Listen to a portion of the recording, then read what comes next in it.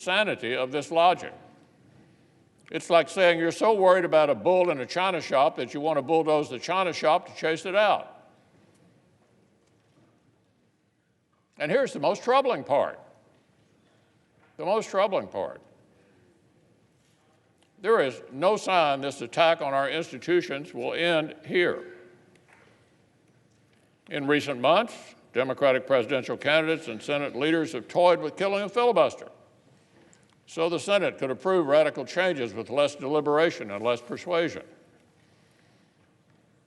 Several of our colleagues sent an extraordinary brief to the Supreme Court threatening political retribution if the justices did not decide a case the way they wanted. We've seen proposals to turn the FEC, the regulator of elections and political speech, into a partisan body for the first time ever.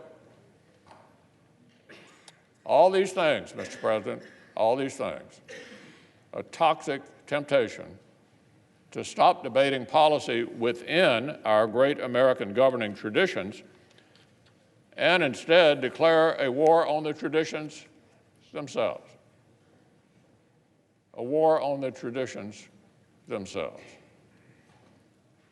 So, colleagues, whatever policy differences we may have, we should all agree this is precisely the kind of recklessness the Senate was created to stop. The response to losing one election cannot be to attack the office of the presidency. The response to losing several elections cannot be to threaten the Electoral College. The response to losing a court case cannot be to threaten the judiciary. The response to losing a vote cannot be to threaten the Senate.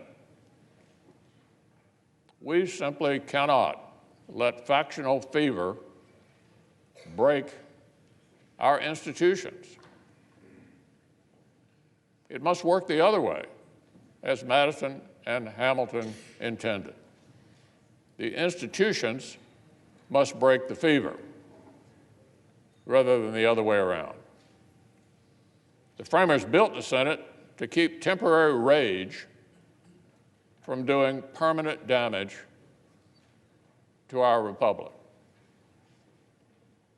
The framers built the Senate to keep temporary rage from doing permanent damage to our republic. That, Mr. President, is what we will do when we end this precedent-breaking impeachment. I hope we will look back on this vote and say, this was the day the fever began to break. I hope we will not say, this was just the beginning. I ask unanimous consent the Senate stand in recess subject to the call of the chair.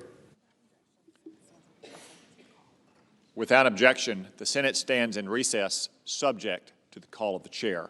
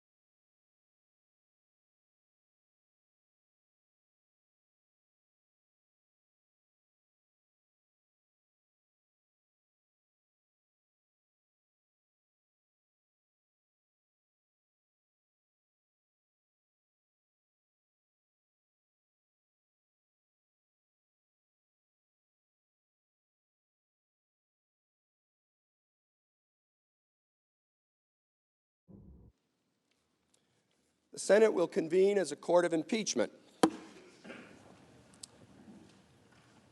If there's no objection, the journal of proceedings of the trial are approved to date. The Deputy Sergeant at Arms will make the proclamation. Hear ye, hear ye. All persons are commanded to keep silence on pain of imprisonment while the Senate of the United States is sitting for the trial of the articles of impeachment exhibited by the House of Representatives against Donald John Trump, President of the United States. As a reminder to everyone in the chamber, as well as those in the galleries, demonstrations of approval or disapproval are prohibited. The Majority Leader is recognized. Mr. Chief Justice, the Senate is now ready to vote on the articles of impeachment, and after that is done, we will adjourn the court of impeachment. The clerk will now read the first article of impeachment. Article 1, Abuse of Power. The Constitution provides that the House of Representatives, quote, shall have the sole power of impeachment, unquote, and that the President, quote, shall be removed from office on impeachment for and conviction of treason, bribery, or other high crimes and misdemeanors, close quote. In his conduct of the office of President of the United States, and in violation of his constitutional oath faithfully to execute the office of President of the United States, and, to the best of his ability, preserve, protect, and defend the Constitution of the United States, and in violation of his constitutional duty to take care that the laws be faithfully executed, Donald J. Trump has abused the powers of the presidency in that, using the powers of his office, President Trump solicited the interference of a foreign government, Ukraine, in the 2020 United States presidential election. He did so through a scheme or course of conduct that included soliciting the government of Ukraine to publicly announce investigations that would benefit his re-election, harm the election prospects of a political opponent, and influence the 2020 United States presidential election to his advantage. President Trump also sought to pressure the government of Ukraine to take these steps by conditioning official United States government acts of significant value to Ukraine on its public announcement of the investigations. President Trump engaged in this scheme or course of conduct for corrupt purposes in pursuit of personal political benefit. In doing so, President Trump used the powers of the presidency in a manner that compromised the national security of the United States and undermined the integrity of the United States democratic process.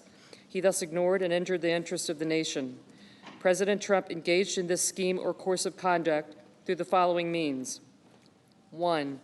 President Trump, acting both directly and through his agents within and outside the United States government, corruptly solicited the government of Ukraine to publicly announce investigations into A, political opponent, former Vice President Joseph R. Biden Jr., and B, a discredited theory promoted by Russia alleging that Ukraine, rather than Russia, interfered in the 2016 United States presidential election. 2, with the same corrupt motives, President Trump, acting both directly and through his agents within the outside of the United States government, conditioned 2 official acts on the public announcements that he had requested. A, the release of $391 million of United States taxpayer funds that Congress had appropriated on a bipartisan basis for the purpose of providing vital military and security assistance to Ukraine to oppose Russian aggression, and which President Trump had ordered suspended. And B, a head of state meeting at the White House, which the President of Ukraine sought to demonstrate continued United States support for the government of Ukraine in the face of Russian aggression. 3, faced with the public revelation of his actions, President Trump ultimately released the military and security assistance to the government of Ukraine and has persisted in openly and corruptly urging and soliciting Ukraine to undertake investigations for his personal political benefit. These actions were consistent with President Trump's previous invitations of foreign interference in United States elections. In all of this, President Trump abused the powers of the presidency by ignoring and injuring national security and other vital national interests to obtain an improper personal political benefit. He has also betrayed the nation by abusing his high office to enlist a foreign power in corrupting democratic elections. Wherefore, President Trump, by such conduct, has demonstrated that he will remain a threat to national security and the Constitution if allowed to remain in office, and has acted in a manner grossly incompatible with self-governance and the rule of law. President Trump thus warrants impeachment and trial removal from office, and disqualification to hold and enjoy any office of honor, trust, or profit under the United States. Each senator, when his or her name is called, will stand in his or her place and vote guilty or not guilty as required by Rule 23 of the Senate Rules on Impeachment. Article 1, Section 3, Clause 6 of the Constitution, regarding the vote required for conviction on impeachment, provides that no person shall be convicted without the concurrence of 2/3 of the members present. The question is on the first article of impeachment. Senators, how say you? Is the respondent, Donald John Trump, guilty or not guilty? A roll call vote is required. The clerk will call the roll. Mr. Alexander. Not guilty. Mr. Alexander, not guilty. Ms. Baldwin. Guilty. Ms. Baldwin, guilty. Mr. Barrasso. Not guilty. Mr. Barrasso, not guilty. Mr. Bennett. Guilty. Mr. Bennett, guilty. Mrs. Blackburn. Not guilty. Mrs. Blackburn, not guilty. Mr. Blumenthal. Guilty. Mr. Blumenthal, guilty. Mr. Blunt. Not guilty. Mr. Blunt, not guilty. Mr. Booker. Guilty. Mr. Booker, guilty. Mr. Bozeman. Not guilty. Mr. Bozeman, not guilty. Mr. Braun. Not guilty. Mr. Braun, not guilty. Mr. Brown. Guilty. Mr. Brown, guilty. Mr. Burr. Not guilty. Mr. Burr, not guilty. Ms. Cantwell. Guilty. Ms. Cantwell, guilty. Mrs. Capito. Mrs. Capito, not guilty. Mr. Cardin. Mr. Cardin, guilty. Mr. Carper. Mr. Carper, guilty. Mr. Casey. Mr. Casey, guilty. Mr. Cassidy. Mr. Cassidy, not guilty. Ms. Collins. Ms. Collins, not guilty. Mr. Coons. Mr. Coons, guilty. Mr. Cornyn. Mr. Cornyn, not guilty. Ms. Cortez Masto. Ms. Cortez Masto, guilty. Mr. Cotton. Not guilty. Mr. Cotton, not guilty. Mr. Kramer. Not guilty. Mr. Kramer, not guilty. Mr. Crapo. Mr. Crapo, not guilty. Mr. Cruz. Mr. Cruz, not guilty. Mr. Daines. Mr. Daines, not guilty. Ms. Duckworth. Ms. Duckworth, guilty. Mr. Durbin. Mr. Durbin, guilty. Mr. Enzi. Mr. Enzi, not guilty. Ms. Ernst. Ms. Ernst, not guilty. Mrs. Feinstein. Mrs. Feinstein, guilty. Mrs. Fisher. Mrs. Fisher, not guilty. Mr. Gardner. Mr. Gardner, not guilty. Mrs. Gillibrand. Mrs. Gillibrand, guilty. Mr. Graham. Mr. Graham, not guilty. Mr. Grassley. Mr. Grassley, not guilty. Ms. Harris. Ms. Harris, guilty. Ms. Hassan. Ms. Hassan, guilty. Mr. Hawley. Mr. Hawley, not guilty. Mr. Heinrich. Mr. Heinrich, guilty. Ms. Hirono. Ms. Hirono, guilty. Mr. Hoven. Mr. Hoven, not guilty. Mrs. Hyde-Smith. Not guilty. Mrs. Hyde-Smith, not guilty. Mr. Inhofe. Mr. Inhofe, not guilty. Mr. Johnson. Not guilty. Mr. Johnson, not guilty. Mr. Jones. Guilty. Mr. Jones, guilty. Mr. Kane. Guilty. Mr. Kane, guilty. Mr. Kennedy. Mr. Kennedy, not guilty. Mr. King. Mr. King, guilty. Ms. Klobuchar. Ms. Klobuchar, guilty. Mr. Langford. Mr. Langford, not guilty. Mr. Leahy. Mr. Leahy, guilty. Mr. Lee. Not guilty. Mr. Lee, not guilty. Mrs. Loeffler. Mrs. Loeffler, not guilty. Mr. Manchin. Mr. Manchin, guilty. Mr. Markey. Mr. Markey, guilty. Mr. McConnell. Mr. McConnell, not guilty. Ms. McSally. Ms. McSally, not guilty. Mr. Menendez. Mr. Menendez, guilty. Mr. Merkley.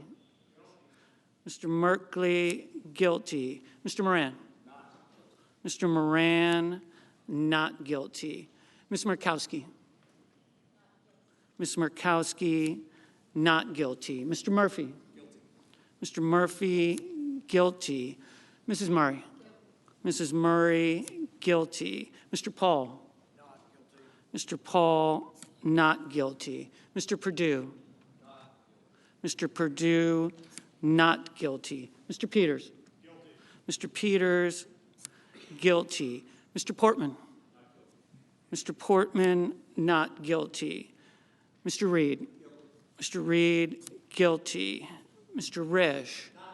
Mr. Risch, not guilty. Mr. Roberts.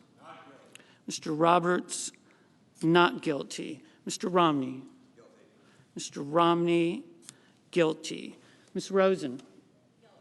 Ms. Rosen, guilty. Mr. Rounds. Mr. Rounds, not guilty. Mr. Rubio. Mr. Rubio, not guilty. Mr. Sanders. Mr. Sanders, guilty. Mr. Sass. Mr. Sass, not guilty. Mr. Schatz. Mr. Schatz, guilty. Mr. Schumer. Mr. Schumer, guilty. Mr. Scott of Florida. Mr. Scott of Florida, not guilty. Mr. Scott of South Carolina. Mr. Scott of South Carolina, not guilty. Mrs. Shaheen. Mrs. Shaheen, guilty. Mr. Shelby. Mr. Shelby, not guilty. Ms. Sinema. Ms. Sinema, guilty. Ms. Smith. Ms. Smith, guilty. Ms. Stabenow. Ms. Stabenow, guilty. Mr. Sullivan. Mr. Sullivan, not guilty. Mr. Tester. Mr. Tester, guilty. Mr. Thune. Mr. Thune, not guilty. Mr. Tillis. Mr. Tillis, not guilty. Mr. Toomey. Mr. Toomey, not guilty. Mr. Udall. Mr. Udall, guilty. Mr. Van Hollen. Mr. Van Hollen, guilty. Mr. Warner. Mr. Warner, guilty. Ms. Warren. Ms. Warren, guilty. Mr. Whitehouse. Mr. Whitehouse, guilty. Mr. Wicker. Mr. Wicker, not guilty. Mr. Wyden. Mr. Wyden, guilty. Mr. Young. Mr. Young, not guilty.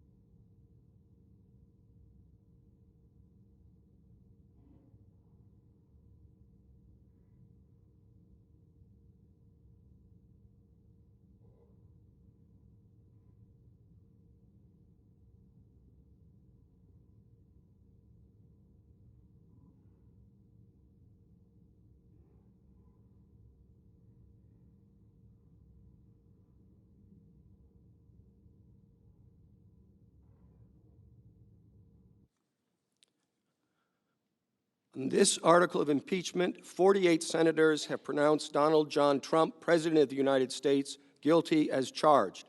52 senators have pronounced him not guilty as charged. 2/3 of the senators present not having pronounced him guilty, the Senate adjudges that the respondent, Donald John Trump, President of the United States, is not guilty as charged in the first article of impeachment. The clerk will read the second article of impeachment.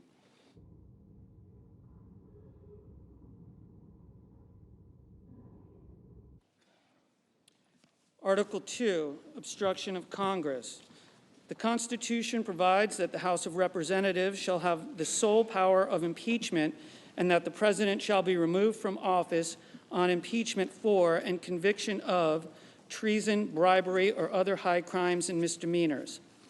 In his conduct of the office of the President of the United States and in violation of his constitutional oath faithfully to execute the office of President of the United States and, to the best of his ability, preserve, protect, and defend the Constitution of the United States, and in violation of his constitutional duty to take care that the laws be faithfully executed, Donald J. Trump has directed the unprecedented, categorical, and indiscriminate defiance of subpoenas issued by the House of Representatives pursuant to its sole power of impeachment.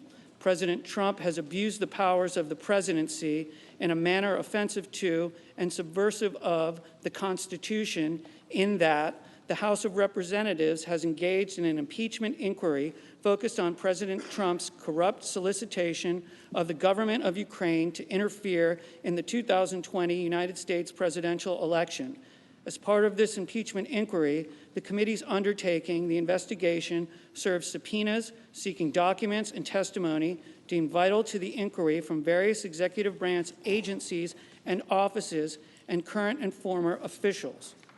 In response, without lawful cause or excuse, President Trump directed executive branch agencies, offices, and officials not to comply with those subpoenas. President Trump thus interposed the powers of the presidency against the lawful subpoenas of the House of Representatives and assumed to himself functions and judgments necessary to the exercise of the sole power of impeachment vested by the Constitution in the House of Representatives. President Trump abused the powers of his high office through the following means. 1, directing the White House to defy a lawful subpoena by withholding the production of documents sought therein by the committees. 2, directing other executive branch agencies and offices to defy lawful subpoenas and withhold the production of documents and records from the committees, in response to which the Department of State, Office of Management and Budget, Department of Energy, and Department of Defense refused to produce a single document or record. 3, directing current and former executive branch officials not to cooperate with the committees, in response to which 9 administration officials defied subpoenas for testimony, namely John Michael Mick Mulvaney, Robert B. Blair, John A. Eisenberg, Michael Ellis, Kristen Wells Griffith, Russell T. Vaught, Michael Duffy, Brian McCormick, and T. Ulrich Breckbull. These actions were consistent with President Trump's previous efforts to undermine United States government investigations into foreign interference in United States elections. Through these actions, President Trump sought to arrogate to himself the right to determine the propriety, scope, and nature of an impeachment inquiry into his own conduct, as well as the unilateral prerogative to deny any and all information to the House of Representatives in the exercise of its sole power of impeachment. In the history of the Republic, no president has ever ordered the complete defiance of an impeachment inquiry or sought to obstruct and impede so comprehensively the ability of the House of Representatives to investigate high crimes and misdemeanors. This abuse of office served to cover up the president's own repeated misconduct and to seize and control the power of impeachment, and thus to nullify a vital constitutional safeguard vested solely in the House of Representatives. In all of this, President Trump has acted in a manner contrary to his trust as president and subversive of the constitutional government, to the great prejudice of the cause of law and justice, and to the manifest injury of the people of the United States. Wherefore, President Trump, by such conduct, has demonstrated that he will remain a threat to the Constitution if allowed to remain in office, and has acted in a manner grossly incompatible with self-governance and the rule of law. President Trump thus warrants impeachment and trial, removal from office, and disqualification to hold and enjoy any office of honor, trust, or profit under the United States. The question is on the second article of impeachment. Senators, how say you? Is the respondent, Donald John Trump, guilty or not guilty? The clerk will call the roll. Mr. Alexander. Not guilty. Not guilty. Ms. Baldwin. Guilty. Mr. Barrasso. Not guilty. Mr. Bennett. Guilty. Mrs. Blackburn. Not guilty. Mr. Blumenthal. Guilty. Mr. Blunt. Not guilty. Mr. Booker. Guilty. Mr. Bozeman. Not guilty. Mr. Braun. Not guilty. Mr. Brown. Guilty. Mr. Burr. Not guilty. Ms. Cantwell. Guilty. Mrs. Capito. Not guilty. Mr. Cardin. Guilty. Mr. Carper. Guilty. Mr. Casey. Guilty. Mr. Cassidy. Not guilty. Ms. Collins. Not guilty. Mr. Coons. Guilty. Mr. Cornyn. Not guilty. Ms. Cortez Masto. Guilty. Mr. Cotton. Not guilty. Mr. Kramer. Not guilty. Mr. Crapo. Not guilty. Mr. Cruz. Not guilty. Mr. Daines. Not guilty. Ms. Duckworth. Guilty. Mr. Durbin. Guilty. Mr. Enzi. Not guilty. Ms. Ernst. Not guilty. Mrs. Feinstein. Guilty. Mrs. Fisher. Not guilty. Mr. Gardner. Not guilty. Mrs. Gillibrand. Guilty. Mr. Graham. Not guilty. Mr. Grassley. Not guilty. Ms. Harris. Guilty. Ms. Hassan. Guilty. Mr. Hawley. Not guilty. Mr. Heinrich. Guilty. Ms. Hirono. Guilty. Mr. Hoven. Not guilty. Mrs. Hyde-Smith. Not guilty. Not guilty. Mr. Inhofe. Not guilty. Mr. Johnson. Not guilty. Not guilty. Mr. Jones. Guilty. Mr. Kane. Guilty. Mr. Kennedy. Not guilty. Mr. King. Guilty. Ms. Klobuchar. Guilty. Mr. Langford. Not guilty. Mr. Leahy. Guilty. Mr. Lee. Not guilty. Not guilty. Mrs. Loeffler. Not guilty. Mr. Manchin. Guilty. Mr. Markey. Guilty. Mr. McConnell. Not guilty. Ms. McSally. Not guilty. Mr. Menendez. Guilty. Mr. Merkley. Guilty. Mr. Moran. Not guilty. Ms. Murkowski? Not guilty. Mr. Murphy? Guilty. Mrs. Murray? Guilty. Mr. Paul? Not guilty. Not guilty. Mr. Perdue? Not guilty. Mr. Peters? Guilty. Mr. Portman? Not guilty. Mr. Reed? Guilty. Mr. Risch? Not guilty. Mr. Roberts? Not guilty. Mr. Romney? Not guilty. Ms. Rosen? Guilty. Mr. Rounds? Not guilty. Mr. Rubio? Not guilty. Mr. Sanders? Guilty. Mr. Sass? Not guilty. Mr. Schatz? Guilty. Mr. Schumer? Guilty. Mr. Scott of Florida? Not guilty. Mr. Scott of South Carolina? Not guilty. Mrs. Shaheen? Guilty. Mr. Shelby?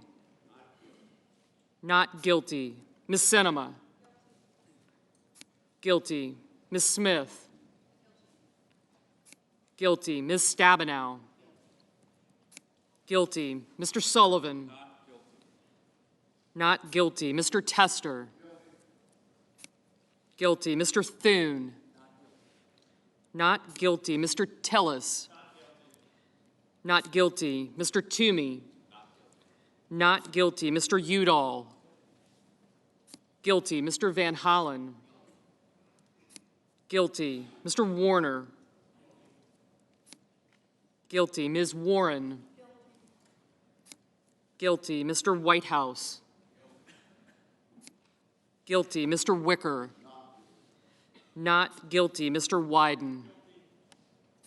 Guilty. Mr. Young? Not guilty.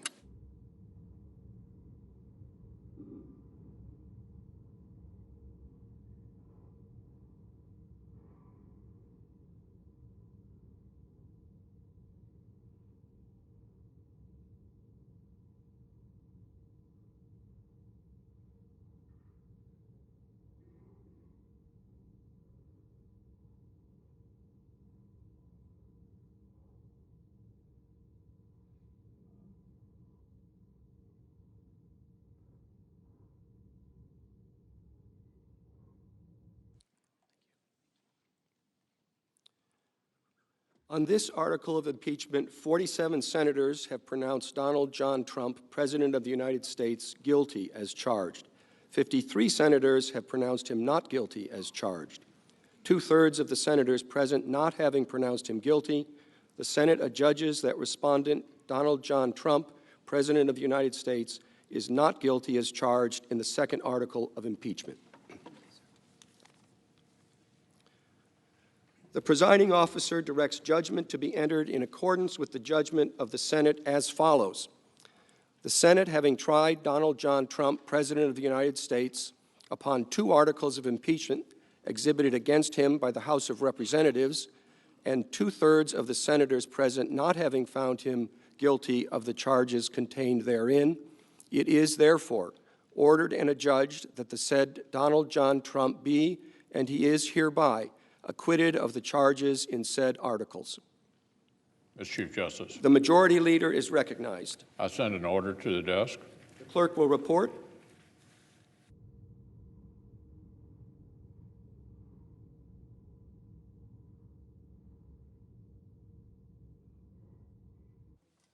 Ordered that the Secretary be directed to communicate to the Secretary of State as provided by Rule 23 of the Rules of Procedure and Practice in the Senate when sitting on impeachment trials, and also to the House of Representatives, the judgment of the Senate in the case of Donald John Trump, and transmit a certified copy of the judgment to each. Without objection, the order will be entered. Mr. Chief Justice, The Majority Leader is recognized. before this process fully concludes, I want to very quickly acknowledge a few of the people who helped the Senate fulfill our duty these past weeks. First and foremost, I know my colleagues join me in thanking Chief Justice Roberts for presiding over the Senate trial with a clear head, steady hand, and the forbearance that this rare occasion demands.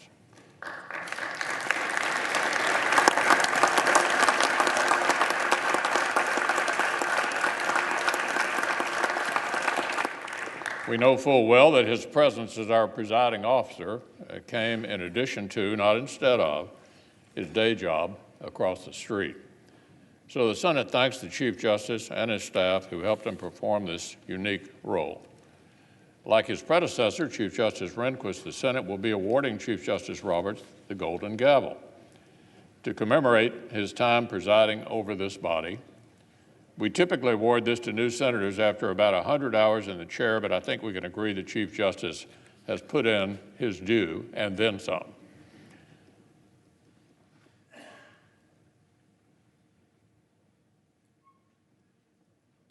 The page is delivering the gavel.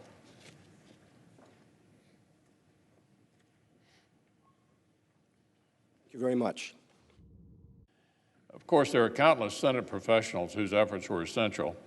I'll have more thorough thanks to offer next week to all of those teams, from the Secretary of the Senate's office to the parliamentarians, to the Sergeant at Arms team, and beyond. But there are two more groups I'd like to single out now. First, the two different classes of Senate pages who participated in this trial. Their footwork and cool under pressure literally kept the floor running. Our current class came on board right in the middle of the third presidential impeachment trial in American history and quickly found themselves hand-delivering 180 question cards from senators' desks to the dais. No pressure, right, guys?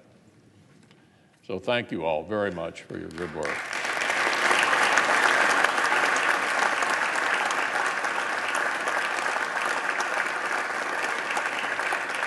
And second, the fine men and women of the Capitol Police. We know that the safety of our democracy literally rests in their hands every single day, but the heightened measures surrounding the trial meant even more hours and even more work and even more vigilance. Thank you all very much for your service to this body and to the country.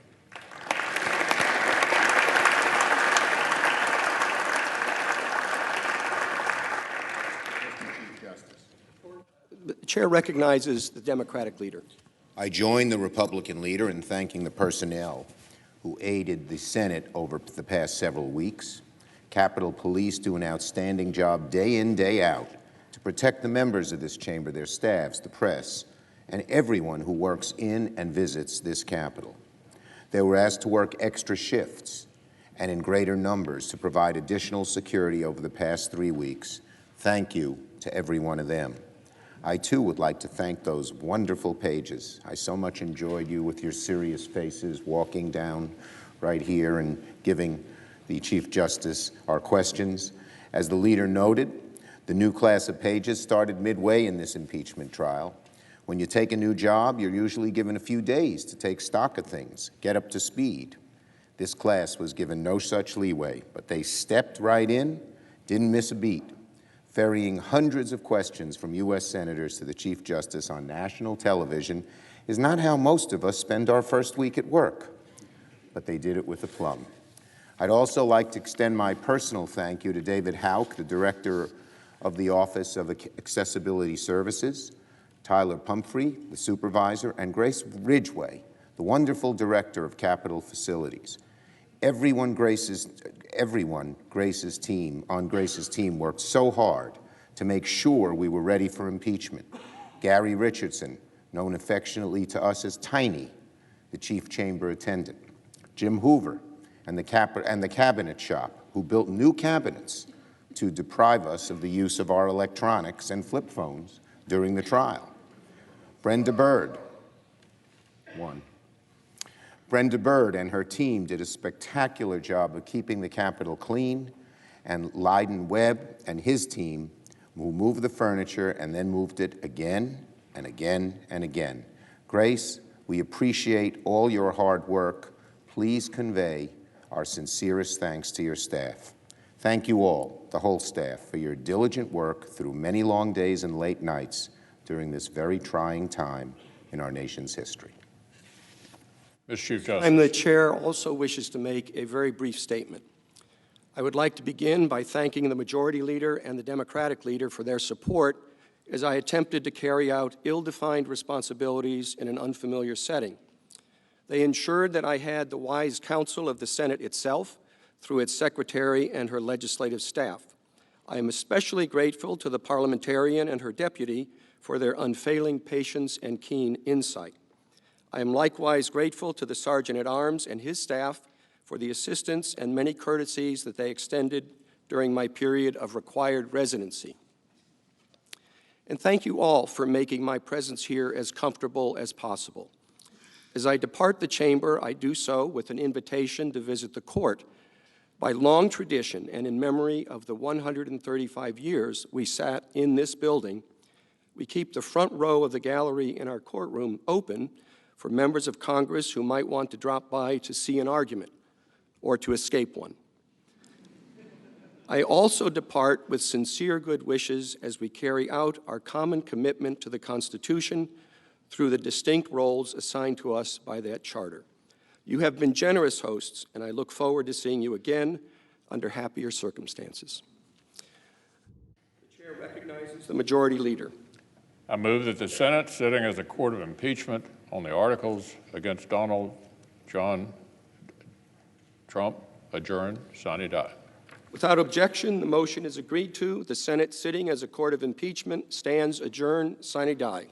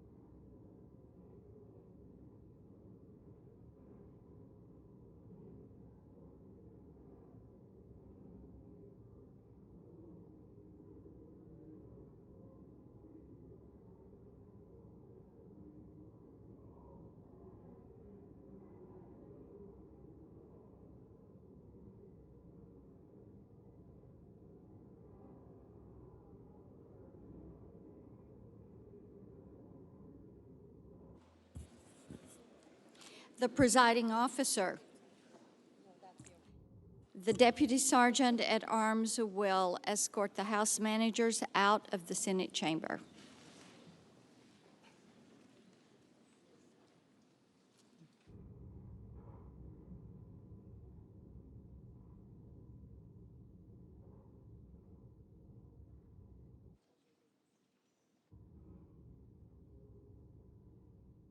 President.